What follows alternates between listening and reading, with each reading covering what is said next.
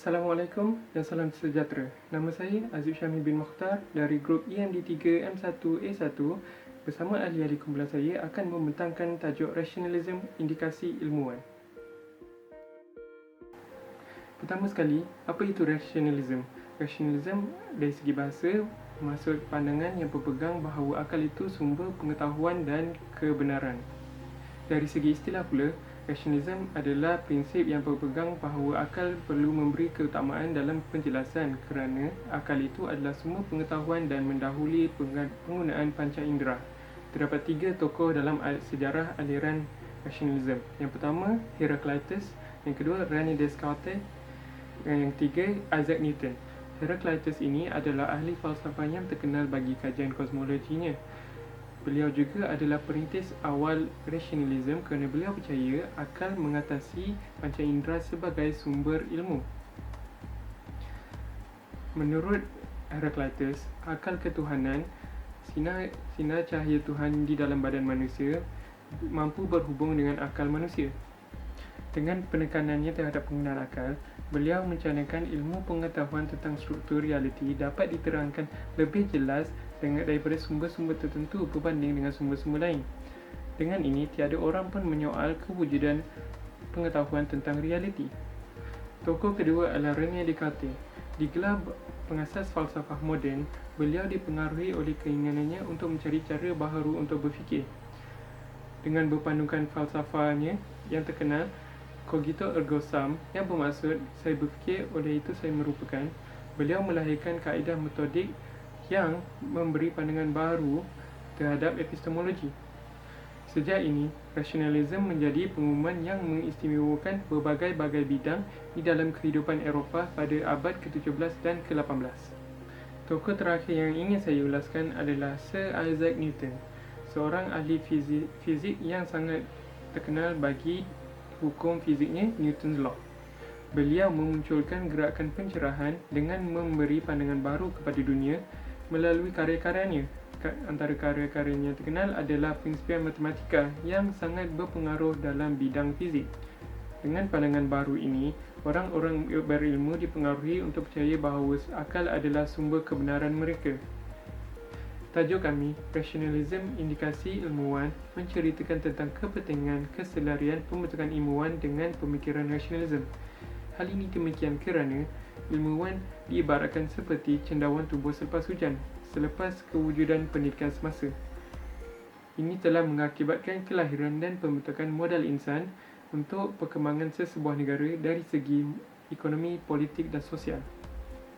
Antara objektif bagi kajian ini adalah kami ingin mencari kepentingan pemikiran rationalism pada para ilmuwan. Kedua, kami ingin mencari kesan pengabaian pemikiran rationalism oleh para ilmuwan. Dan ketiga, kami ingin mengetahui cabaran dalam pengamalan pemikiran rationalism yang bakal dihadapi. Sekarang, saya akan memberi peluang kepada rakan saya, Muhammad Imran, untuk menjelaskan objektif dalam kajian ini. Assalamualaikum warahmatullahi wabarakatuh. Jadi kami teruskan lagi dengan pembentangan objektif kajian kami, iaitu yang pertama adalah kepentingan ideologi rasionalisme, yang kedua adalah kesan ideologi rasionalisme, dan yang ketiga adalah cabaran ideologi rasionalisme. Jadi kita teruskan lagi dengan yang pertama adalah kepentingan ideologi rasionalisme, iaitu melahirkan generasi yang berkompeten. Dengan erti kata mudah, ia dapat melatih serta membentuk dan menggalakkan lagi generasi yang akan datang untuk lebih berfikir menggunakan akal fikiran. Kepentingan yang kedua adalah pemikiran secara fakta dan berjangka panjang. Dengan ini, ia dapat memperoleh ilmu yang bermanfaat untuk perkembangan negara serta dan juga dimanfaatkan untuk kegunaan generasi yang akan datang.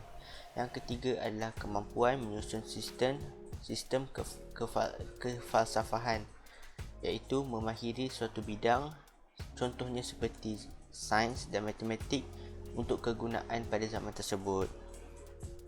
Okay, saya teruskan lagi dengan objektif kajian kami yang kedua, iaitu kesan ideologi rasionalism.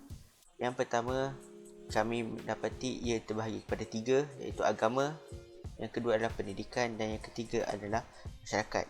Yang pertama adalah agama. Kesan ideologi rasionalisme terhadap agama telah menyebabkan pemecahan perpaduan umat Islam, contohnya melalui saluran politik. Kita dapat melihat ini pada zaman jahilah yang dulu, di mana umat Islam pada ketika itu dipecahkan melalui sepadan ataupun wilayah.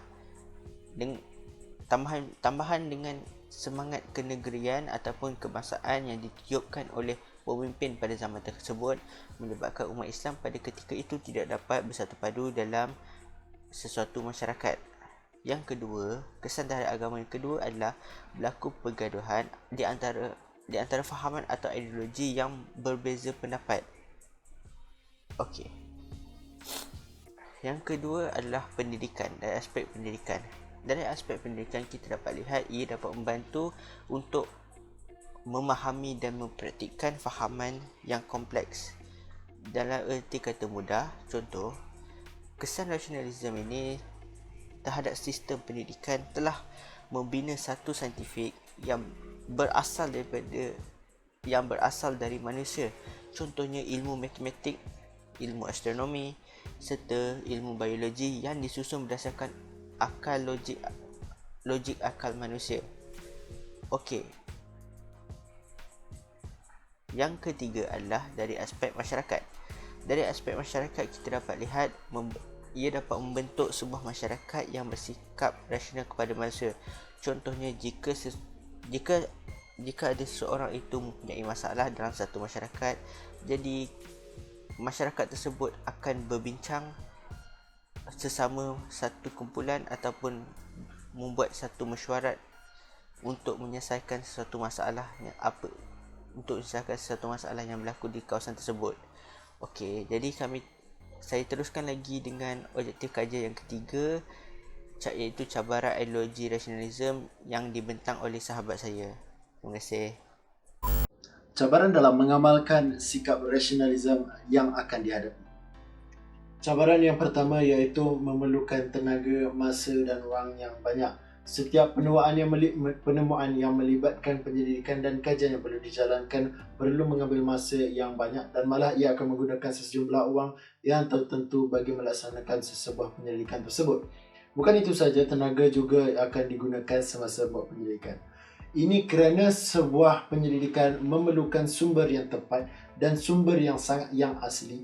Akan tetapi kepada mereka yang membuat sebuah kajian yang tidak bersumberkan dengan sumber yang tepat, menyebabkan kajian yang telah dijalankan itu tidak menepati objektif yang telah ditetapkan. Selain itu, teknologi yang semakin berkembang pesat di abad ke-21. Ia kerap juga kita lihat setengah masyarakat yang taksub dengan gadget membuatkan mereka menimbulkan sifat malas di dalam pemikiran bagi melakukan sesuatu perkara. Cabaran ini dianggap remeh dalam setengah masyarakat, akan tetapi ia akan menimbulkan masalah yang sangat besar kerana taksub dan lalai dengan teknologi ini kini membuatkan sesebuah penyelidik berkurang dan tidak berkembang. Di samping dampaknya positif, akan tetapi ia juga mengandungi negatif yang tersendiri. Sebagai contoh, di New York, seorang anak gemar bermain iPad-nya sehingga membuatkan dia tidak mahu untuk melepaskan iPad tersebut. Yang seterusnya, kurangnya promosi dan minat rasionalisme terhadap masyarakat kerana kurangnya kesedaran masyarakat kita ini tentang pentingnya rasionalisme. Perkara ini terjadi kerana masyarakat menganggapnya sebagai perkara yang susah diamalkan. Ini akan memberikan kesan yang sangat jelas dalam kalangan masyarakat kita. Bukan itu saja, tidak ramai juga falsafah yang lahir dan tidak juga ramai dari kalangan masyarakat yang mampu memahami dan menghargai setiap jasa yang telah diberikan oleh ahli-ahli falsafah. Bukan seterusnya, belajar untuk kerja adalah salah satu persepsi yang telah banyak berlaku di dalam kalangan masyarakat dan membuatkan mereka mengejar ilmu untuk mencari sesebuah kerja sahaja.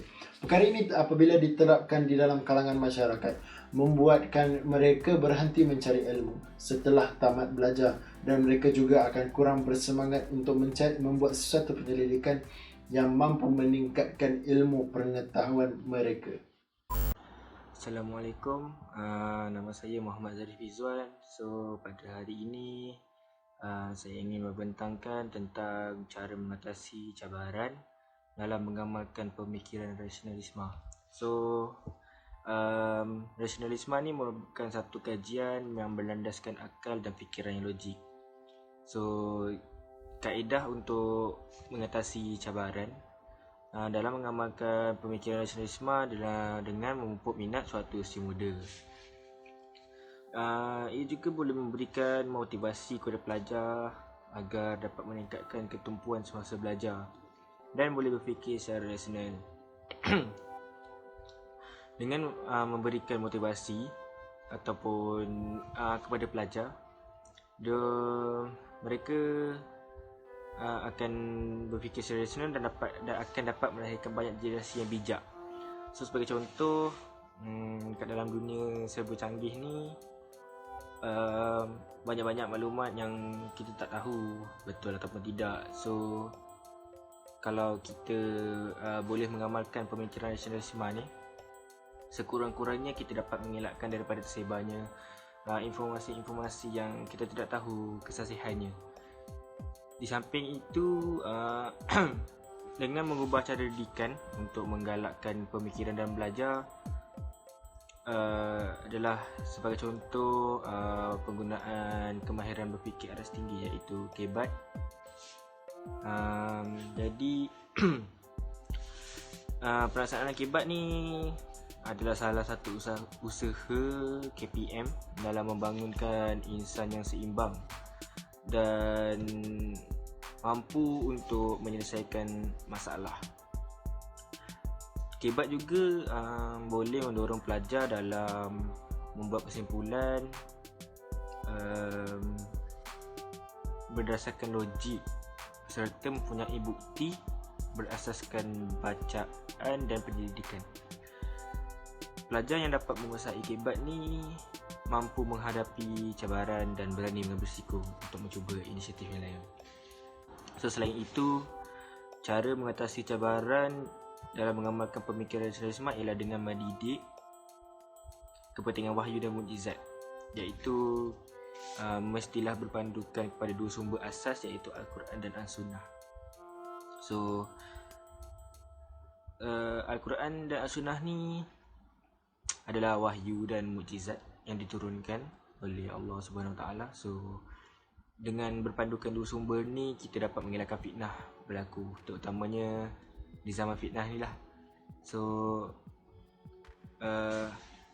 selain daripada panduan sains juga, kita boleh berpandukan wahyu yang diperolehi daripada Allah Subhanahu Wa Taala, kerana dalam Al-Quran telah tertulis banyak tentang alam sekitar dan sistem suria. So kat situ kita dah boleh buktikan lah yang ia berkait rapat dengan ilmu sains.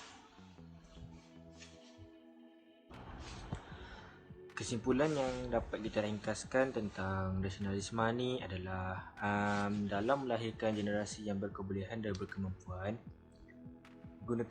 penggunaan akal yang optimum dan bersederhana dalam rasionalisme ni perlu diamalkan dengan baik.